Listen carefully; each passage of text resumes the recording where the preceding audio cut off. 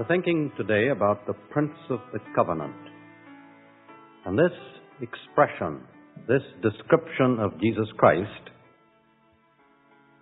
is found in the 11th chapter of the book of Daniel. In order to understand the book of Daniel more clearly, you have to bear in mind what Gabriel said to him earlier on in Daniel. In the 10th chapter, Daniel prays very earnestly. He's sick. He's not feeling very well. He is given first a vision of Jesus Christ. And then he tells us in verse 10 of Daniel 10, a hand touched me, and the voice addressed him in verse 11, O Daniel, a man greatly beloved, understand the words that I speak unto thee, and stand upright, for unto thee am I now sent. And he said to me, verse 12, Fear not, Daniel, thy words were heard, and I am come for thy words. Verse 14, Now I am come to make thee understand what shall befall thy people in the latter days, for the vision is for many days. Now this vision is the vision of chapter 8 and 9 and 10. He gets no new vision. So he's given explanation. Verse 19, And when he had spoken unto me, the second half of that verse, I was strengthened and said, Let my Lord speak, for thou hast strengthened me. Then said he, Knowest thou wherefore I have come unto thee? I will now return to fight with the prince of Persia. And when I am gone forth, lo, the prince of Grecia shall come. But I will show thee that which is noted in the scripture of truth. There is none that holdeth with me in these things, but Michael your prince. This is probably Gabriel speaking, and telling Daniel more than once that he, Gabriel, has been sent in response to Daniel's prayer to explain to him the vision that he has already seen. And he keeps on talking. Chapter 11, verse 1, Also I in the first year of Darius, and so on to the end. So chapter 11 is a continuation of chapter 10 and is an explanation of a vision that Daniel did not understand. And he tells us that in verse 1, 2, and 3 of chapter 10. He didn't understand the vision completely. And the vision that he didn't understand goes back to chapter 8. He got a partially clarifying segment of insight in chapter 9. Then 2 years later, he is still worried about the meaning of that vision. And he is given a glimpse of Jesus Christ by way of encouragement and strengthening. And then Gabriel says, I have been sent to explain to you that vision more fully. I hope you've got your Bible here and that you will turn to chapter 8 and then again to chapter 11. And we will compare chapter 8 with chapter 11. Chapter 8, verse 3 talks about a ram, and verse 20 identifies the ram as Medo-Persia. Daniel 11, 1 and 2, Darius the Mede, 3 kings of Persia. So Daniel 8 begins with Medo-Persia. Daniel 11 begins with Medo-Persia. Daniel 8:5 talks about a goat that verse 21 identifies as Greece. Daniel 11 verse 3, the end of verse 2, he shall stir up all the nations against the realm of Grecia. And then he mentions a mighty king shall stand up, which we shall note in a moment. Daniel 8 verse 8, Greece shall be waxed very great. The Greek king, 11:3, will be mighty, rule over, do according to his will. He has a great horn, and that great horn will be broken. Daniel 8:8. Daniel 11:4, when he shall stand up, his kingdom shall be broken. Daniel 8:8 shall be broken toward the four winds of heaven. 11:4, the kingdom shall be broken and divided toward the four winds of heaven. Chapter 8, verse 9, talks about a little horn. In the rest of the chapter, we have a description of what that little horn does. In chapter 11, verse 14, the robber of thy people shall exalt themselves. Chapter 8, verse 9, waxed exceeding great toward the south, east, and pleasant land. 11:16, and he shall stand in the glorious land, which by his hand shall be consumed. 8, verse 11, he magnifies himself against the prince of the host.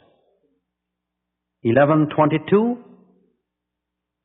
his arms shall overflow, yea, the prince of the covenant. Chapter 8, verse 11, magnify himself against the prince of the host, and from him take away the daily, the place of his sanctuary cast down. Verse 31, he shall take away the daily, and shall place the abomination that maketh desolate. Verse 12 of chapter 8, he cast the truth to the ground. Verse 23, he worked deceitfully. Verse 12, he practiced and prospered. The end of that verse. Verse 36, shall do according to his will, exalt himself, do marvelous things, and prosper. Shall prosper until the indignation be accomplished. 8:13 talks about the transgression of desolation. Verse 31, the end of that verse, shall place the abomination that maketh desolate. 8:17, at the end of it, the time of the end shall be the vision. 11:35, yet for a time appointed. Verse 40, at the time of the end. 8:23, transgressors come to the full. 12:10, the wicked shall do wickedly. 12th chapter, of course, is a continuation of chapter 11. 8:19, the end of the indignation. 11:36,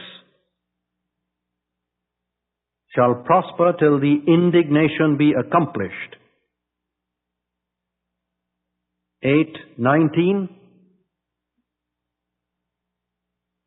for the time appointed. 11:27, yet the end shall be at the time appointed. Verse 35, it is yet for a time appointed. 8:24, mighty but not by his own power. 23, work deceitfully, shall come up and shall become strong with a small power, small people. 8:24, his power shall be mighty, he shall destroy wonderfully. Verse 44, therefore he shall go forth with great fury to destroy. 24, 8:24, he shall destroy the mighty and the holy people. 11:33, and the people shall fall by the sword and flame, captivity, spoil, many days. 25, 8:25, cause craft to prosper. 11:32, he shall corrupt by flatteries. 8:25, he shall magnify himself in his heart. 11:36, he shall magnify himself above every god. 8:25, by peace shall he destroy many. Verse 34, by flattery many shall cleave to him. 8:25, he is against the prince of princes. 8:36, he is against the God of gods. 8:25, he shall be broken without hand. The end of that verse. 11:45, he shall come to his end, and none shall help him. 8:26, the vision is true. And of course, 10:1, which starts this, the thing is true.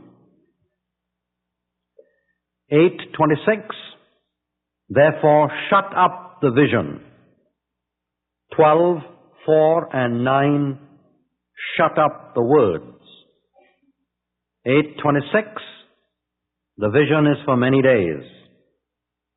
10:14, the vision is for many days. 8:27 was not understood.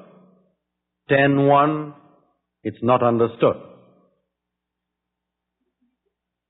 So I think it's no problem to see that the two visions have several points that are common to them. That the characters, symbols, personages, events described in 8, slightly elucidated in 9, more fully explained in 11 and 12, all deal with the same topic, the same great scene or vision. Took years for this vision to be explained. Years. Daniel was thinking about it. The ideas were maturing in his mind. With the elapse of many years, there slowly dawned, as he was given more and more insight and inspiration, what God was doing for him. Now, what is taking place in this section of Daniel is the revelation of the great controversy. And let me pause a moment to focus on that. I think sometimes we tend to take the concept of the great controversy just as a matter of course. We say the words without getting our minds into gear. And so we miss the real thrust of that expression.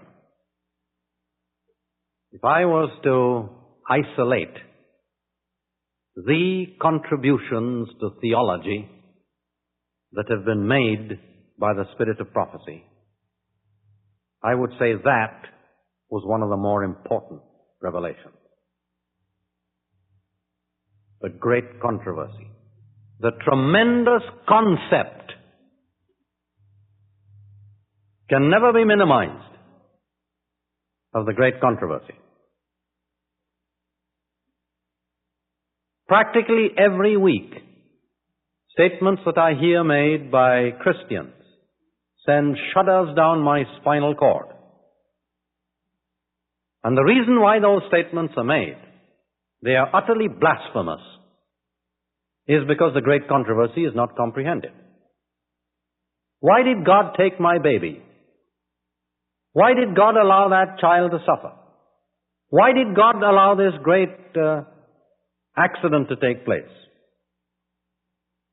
Why did God allow the tragedy of the Vietnam War to occur?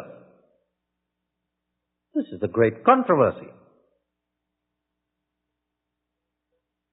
Light versus darkness. Free will versus compulsion. And if God arbitrarily controlled free will, He would be doing what the devil does. God can't do it and be true to Himself. Love can't do it and be true to itself. Wicked men, wicked angels must be given freedom to do what they want to do. Until the great controversy ends. We're in it. It's been going on for thousands of years. It began outside this planet. The field of conflict was transferred to this planet. And the antagonisms and the pressures have been going on ever since. When God created man, He was well aware of the implications and the consequences of granting to man freedom of choice. It was the most dangerous gift God gave to man. The most dangerous. And yet, the most precious. When abused, freedom of will is corrosive and destructive. When controlled and disciplined, it's creative and enables man to become kin to his Creator. And love must maintain freedom of choice. You catch somebody by his throat and you shake his wisdom teeth loose and you tell him, love me or else. That the way to trigger love? No. If God had caught Adam and Eve by the throat and said, love me, they would have been rag dolls. Puppets.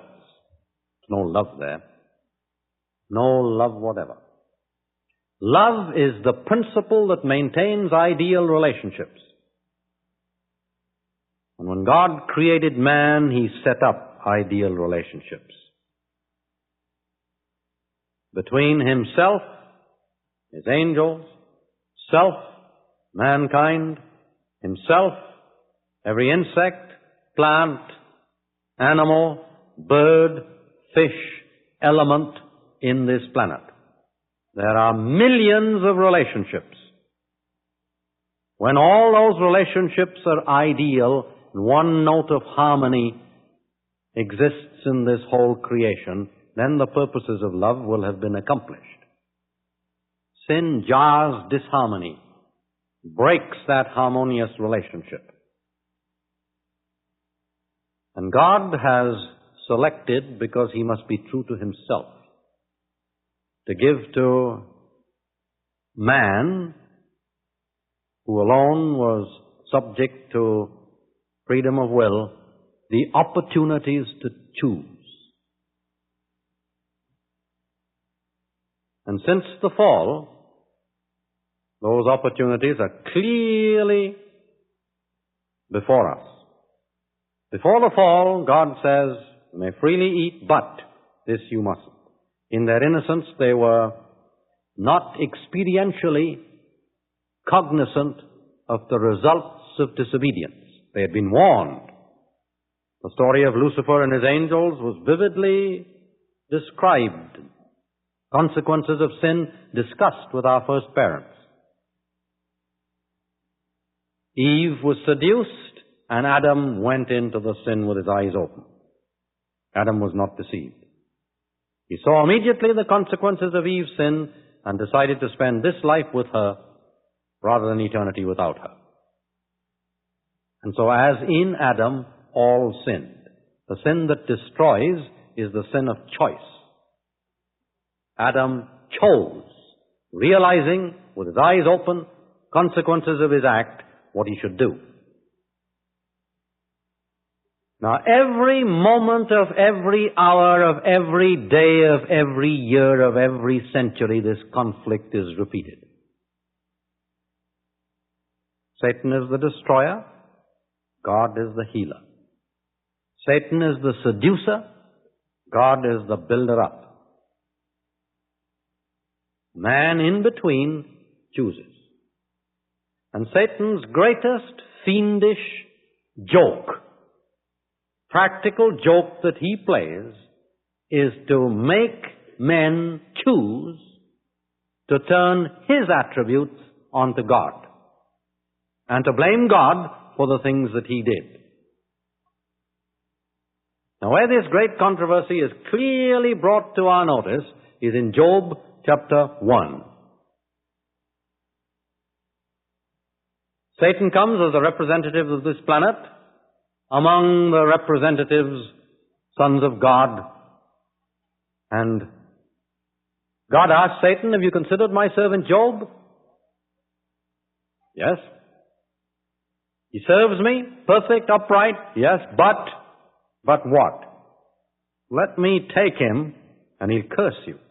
All right, the Lord says, don't touch him, touch his. And so Satan goes out and huffs and puffs and starts a tornado. Every insurance policy that calls a tornado an act of God is a lie. It's not an act of God, it's an act of the devil. Then he brought a bolt of lightning. It's not an act of God, that's an act of the devil. Then he stirred up the Chaldeans and the Sabaeans in 2 campaigns known as acts of war. Those are not acts of God, those are acts of the devil. And by the time Satan had finished his 4 attacks, Job had nothing left. I came into the world naked, I'm naked now. Blessed be the name of the Lord. Now notice the words with which Moses, under inspiration, closes Job chapter 1. In all this Job sinned not, nor charged God foolishly. See, when we hear people charging God foolishly for things the devil has done,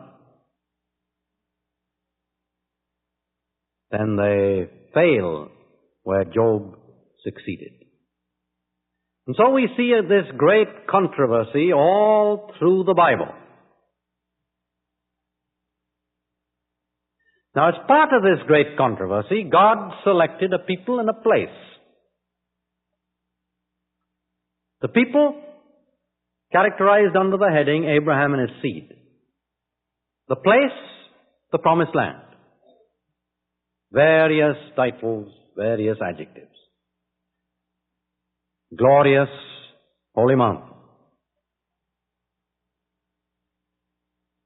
Satan also selected a people and a place. Just as God's people developed policies and purposes and plans, Satan was ready with his counterfeits.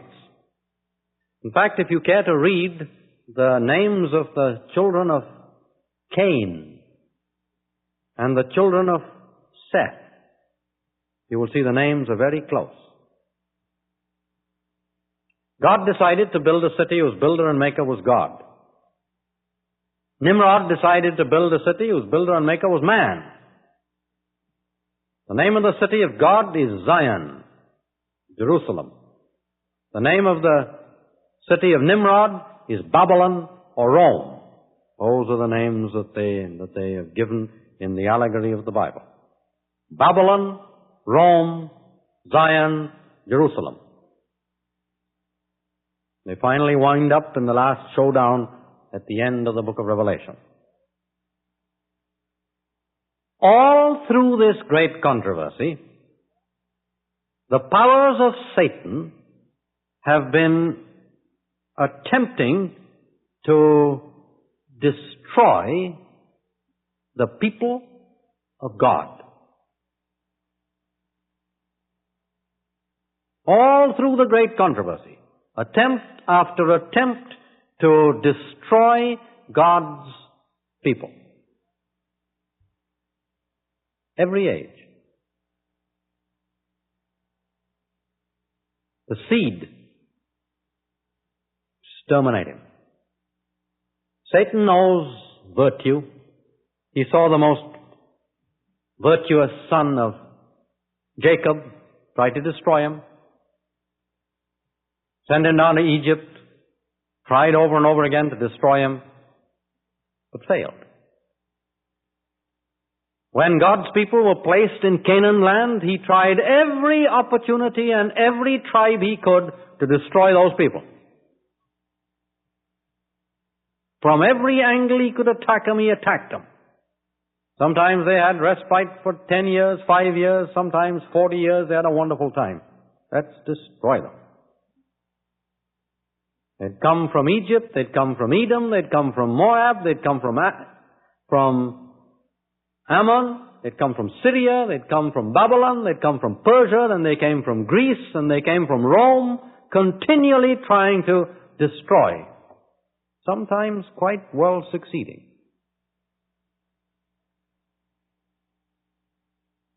So we see destructive forces in these prophecies. All the time destroying, making war against the people of God, making war against the remnant of her seed, making war against the saints of the Most High, setting up an abomination that makes desolate, attacking, fighting, destroying. Satan loves this. This is his great purpose. And so as we think of the topic of the Prince of the Covenant revealed here in Daniel 11, you look through that to this idea of the great controversy. And you see, while God is aware of these facts, while He's ready to send Jesus Christ to carry out His covenant, His design to support and sustain and help His people, that even the Prince of the Covenant then becomes a butt and the center of the attack of the powers of evil. Christ told a story about this, about a man who had a vineyard. He let it out to husbandmen. Every season he'd send for fruit. They wouldn't give it.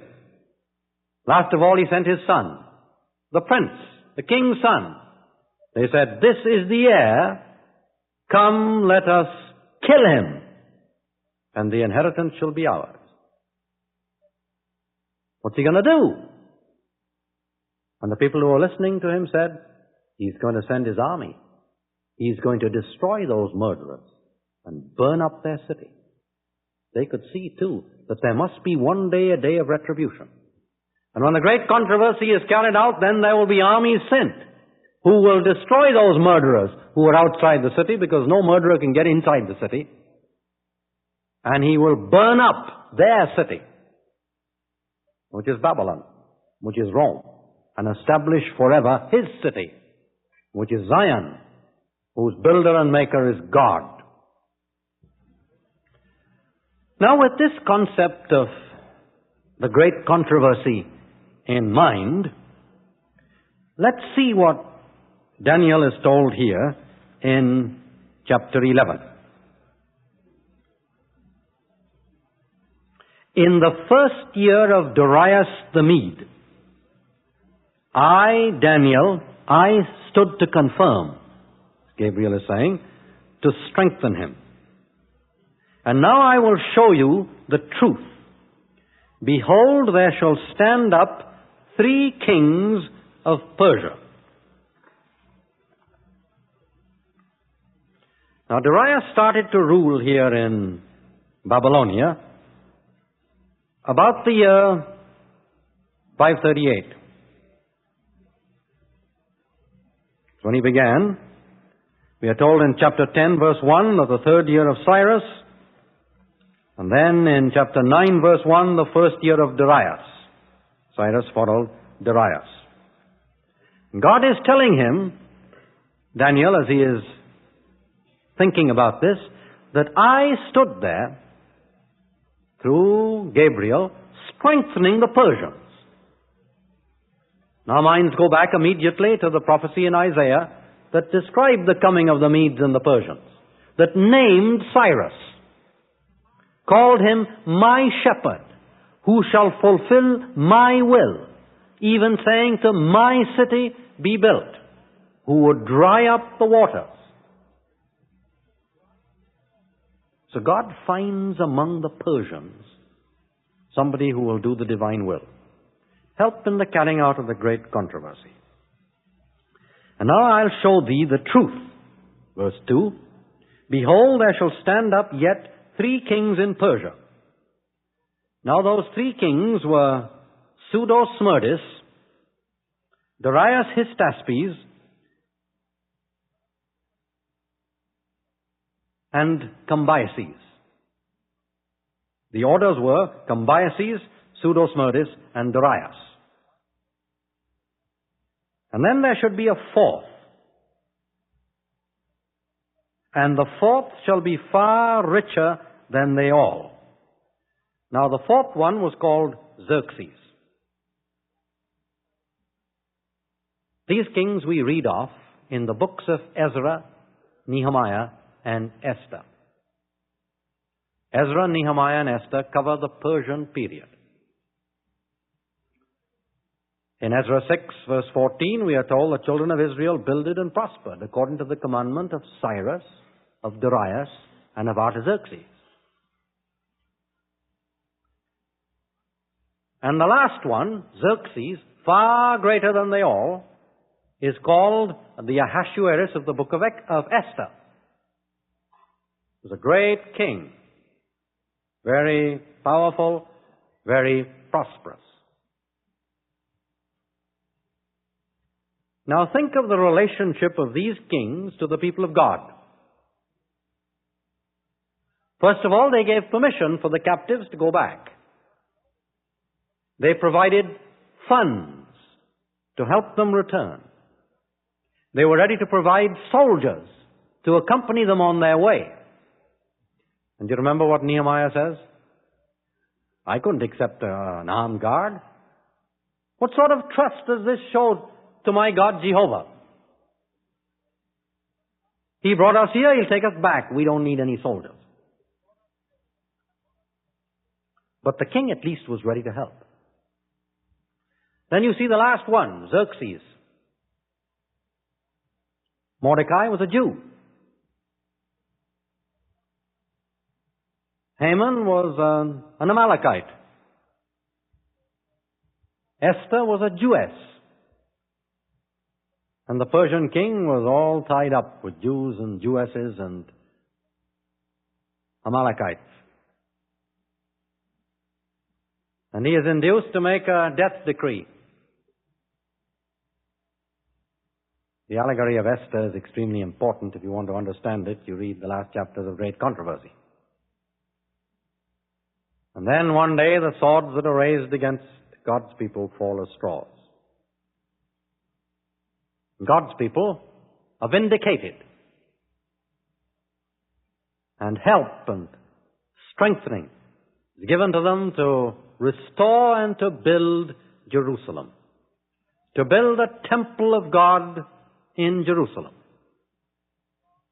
All that had been smashed before in the previous dynasty was now restored.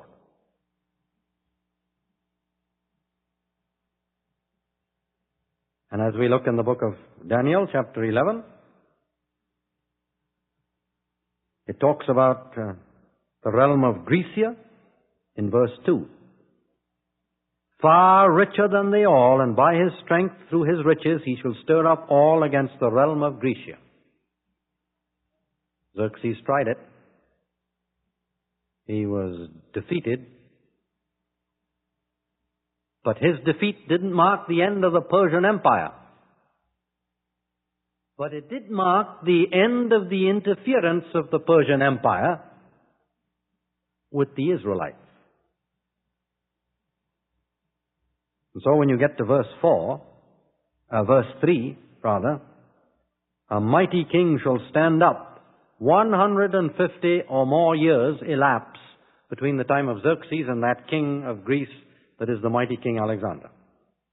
During that period, Persia made no contribution to the great controversy. Previous monarchs had done so. They had made the decree to restore and build Jerusalem. They had provided the funds. They had provided the escort. They had created the conditions for the establishment of God's people in Palestine again. And then they keep on living, and their lives are like a door on a hinge, back and forth. But the contacts that Xerxes made with Greece led finally to the contact that Greece made with the last Persian kings.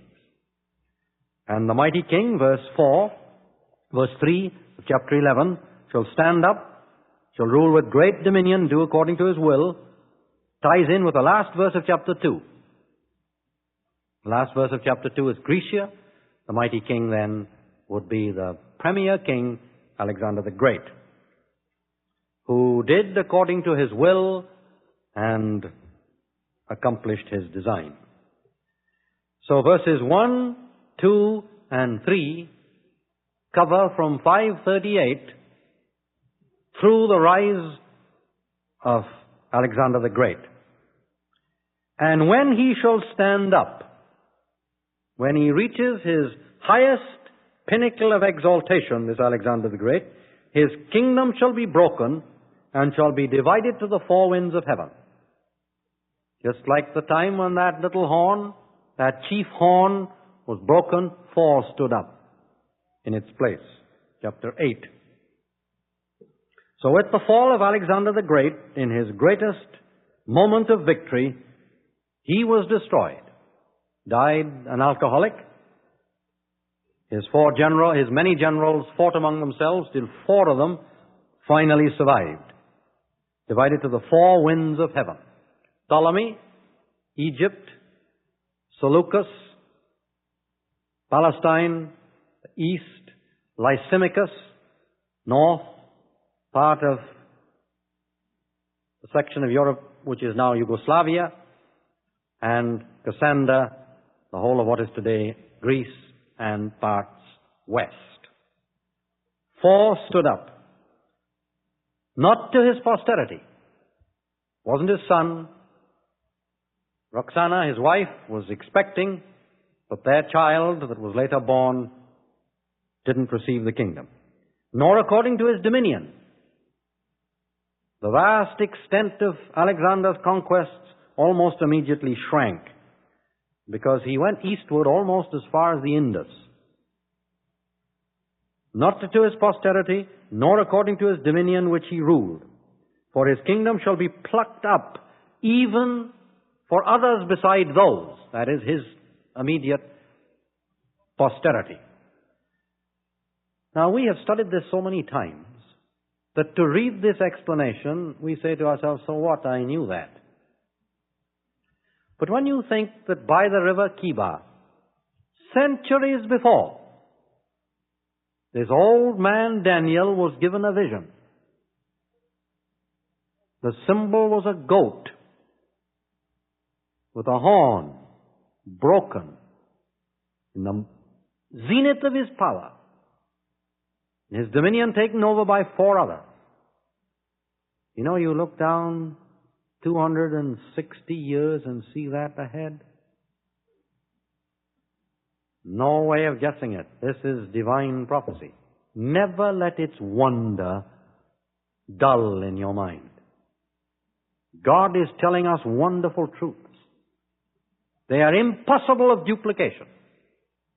Yes, Daniel by the river Kibar, centuries before, looking down, told there were 3 kings, and there would be a mighty king, the last one that would help God's people, who would make contact with the Greeks and be destroyed and pave the way 150 years later for the establishment of the Greek Empire. And that Greek Empire would streak into the zenith of world horizon and then in its greatest point be broken, start descending, disintegrating eventually into 4 parts. Not to his posterity, not to his dominion, not to the extent of his conquest. Amazing. Now there are 4 divisions. Cassander to the west, Lysimachus to the north, Seleucus center and east, Ptolemy over Africa. Now these start fighting. All kinds of intrigues. And God tells us just enough of these intrigues so that we might discern His knowledge of future events. But what He is telling us is what leads to the conflict with the Prince of the Covenant. That's what He's trying to tell us. What leads to the conflict with the Prince of the Covenant. Before we look into the history, let's look at this word covenant for a moment.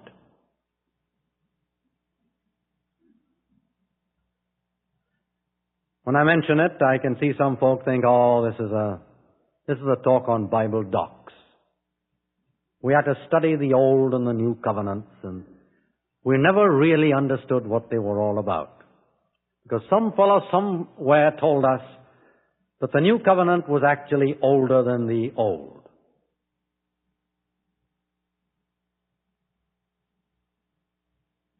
You know, when I was told that, when I first went to school, Adventist school, I looked at the teacher and I thought, he looks intelligent.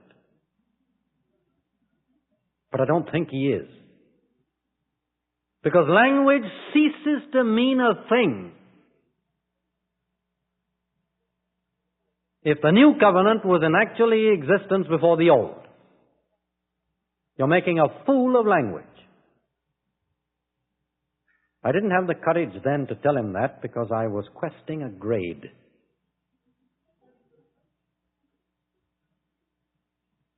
But when I did some independent thought, I realized that he had made a sad blunder. For certain reasons that I also saw, so my pity for him was larger than my anger against him. The Bible talks about 2 covenants, a first and a second. Now, which comes first, the first or the second? Obviously the first. The first covenant is also called the Old. And the second covenant is also called the New. So you get a first covenant that is an old covenant, and you get a new covenant with a second covenant. Now there are some other names that are attached to that, but let's think about this. What is the Old Covenant? The terms of the Old Covenant are obey and live, disobey and die. There is absolutely nothing the matter with the Old Covenant. It's a beautiful covenant. There are billions and billions and jillions of billions of people living today by the Old Covenant. The angel Gabriel has not the slightest problem with the Old Covenant. Obey and live. He chose to. Lucifer chose not to. Disobey and one day you've had it. All the angels that sinned not live under the Old Covenant. We like to think that there are vast planets inhabited by perfect beings. Every one of them lives under the Old Covenant. Obey and live. At the tree of the knowledge of good and evil, the option was given, disobey and die. That's the Old Covenant. Obey and live, disobey and die. Now that Old Covenant is viable for one good, simple reason. When God created His creatures, He built in an ability to obey.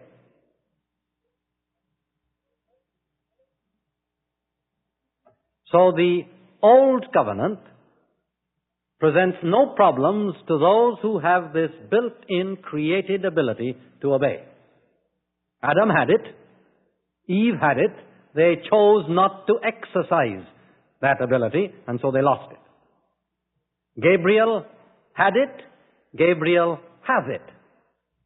All the other angels that didn't sin still have it. All the other beings that haven't sinned, the 99 that have not need of repentance, whatever is meant in that parable, in its great cosmic enlargement, they have no problem whatever with the Old Covenant. But now, as soon as man fell, he couldn't keep that covenant. He lost his ability to do it. He lost the former dominion. He was helpless and impotent. Now, the new covenant immediately came into operation. What are the terms of the new covenant? Obey and live.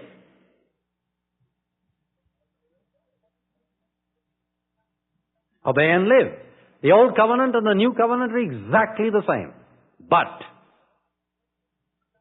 the unfallen, perfect beings can live under the Old Covenant by their built-in ability. Fallen beings who have lost that built-in ability are enabled to obey and live by a graced-in ability. My grace is sufficient for thee. The same law, it's eternal. Heaven and earth will pass away, but not one jot or tittle shall fail. The law is the will of God. The law is loving reduced to a code. It's codified love. If you want to know how to love, you've got to keep the first 4 commandments that show your relationship to God. You've got to keep the last 6 commandments that show your relationship to man. Love God, love man. On these hang all the law and the prophets. So you want to know how to be polite. You want to know how to conduct a wedding ceremony, you mothers or grandmothers. Well, you look up a book. And the book tells you all the do's and don'ts of running a fine wedding. You want to know how to behave.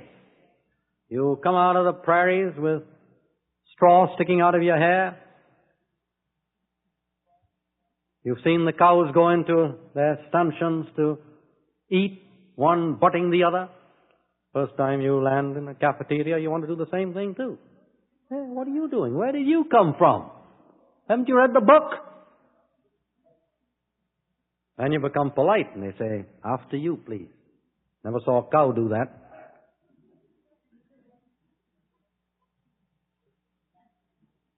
An etiquette book is codified politeness. The law of God is codified loving. You have no idea how to love God until you've mastered the first 4 commandments. You have no idea how to love your fellow man until you've mastered the last 6.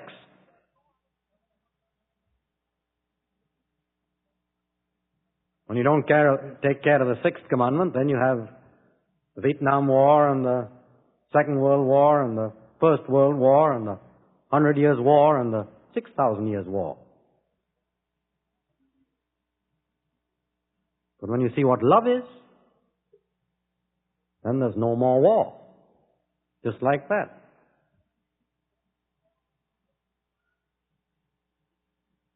The power of God's grace coming into the born-again Christian empowers him to live under the terms of the new covenant. Obey and live. Now the old covenant said, obey and live, disobey and die. In the new covenant, Jesus says, I'll take your place and die. I'll die in your stead. And then I'll give you grace so that you can live. Now, the angel Gabriel doesn't need that covenant. He doesn't need grace. He doesn't need the vicarious death of Jesus Christ, for Christ took not on him the nature of angels,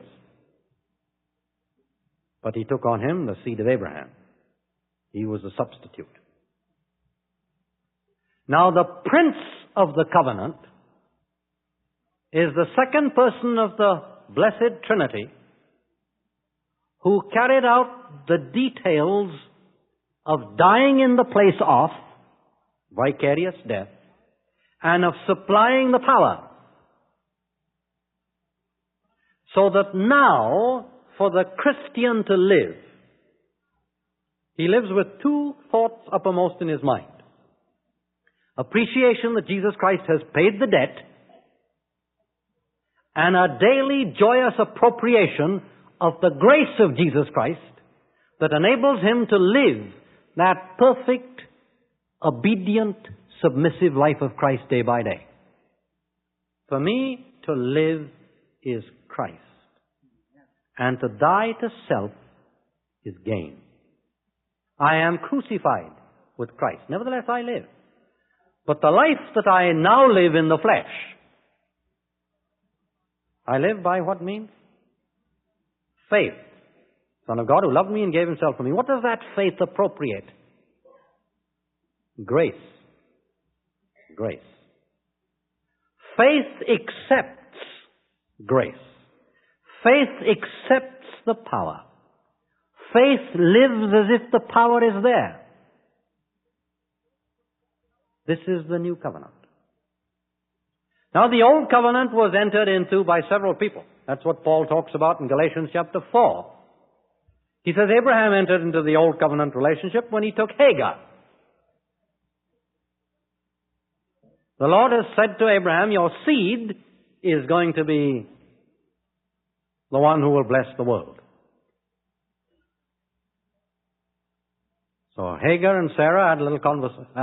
Abraham and Sarah had a little conversation, and Abraham took Hagar. He says, well, I can have a son. He did. One from a bondwoman, the other for a free woman. When Abraham could say, I can't do a thing. I am a dead tree. I can bring forth no fruit. And Sarah realized that she was dead. Then God gave them a son. A son of promise. They couldn't earn it. There was no prowess of their own that achieved it. Isaac came as a gift of God. They had lost the built-in ability to have children. And Isaac came as the result of a graced inability.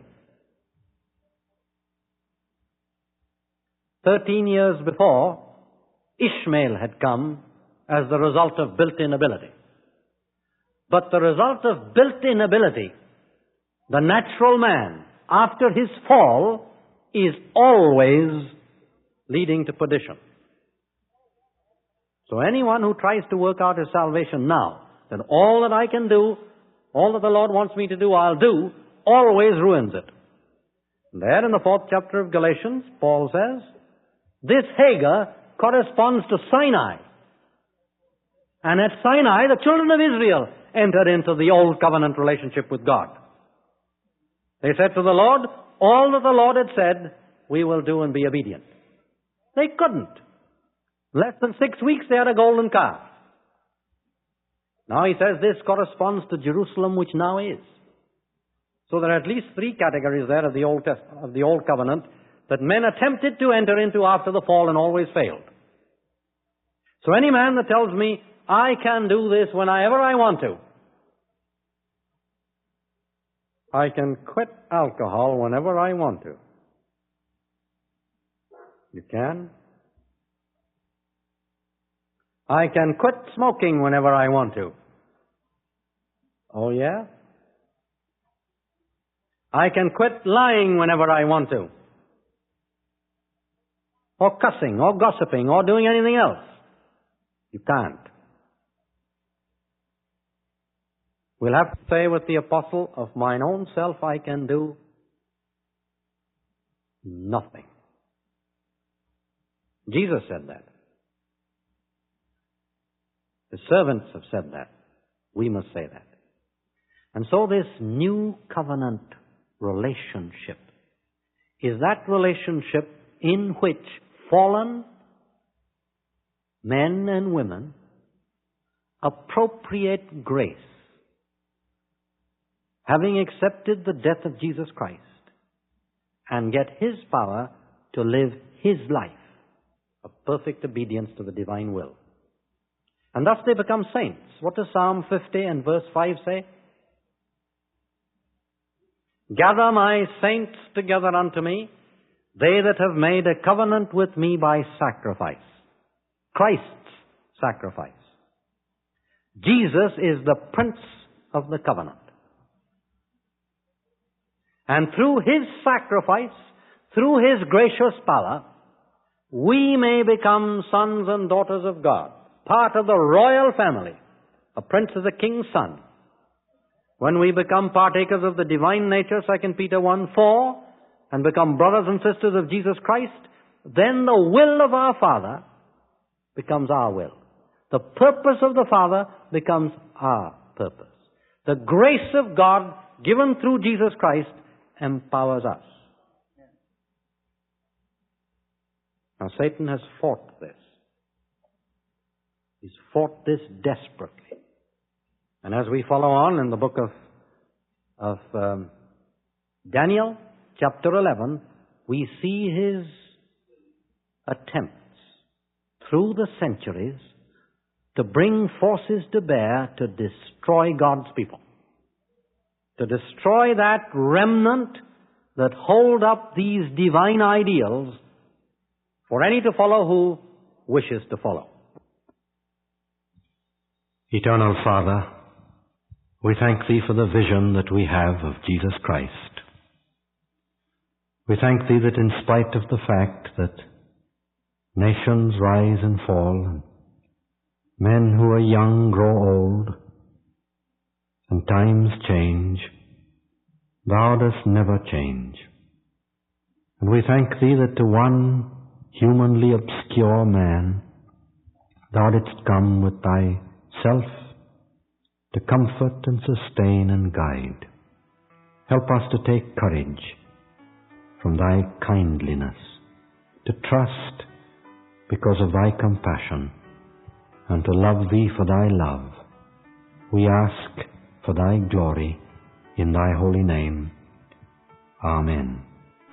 This has been another classic sermon from the Archive of American Christian Ministries.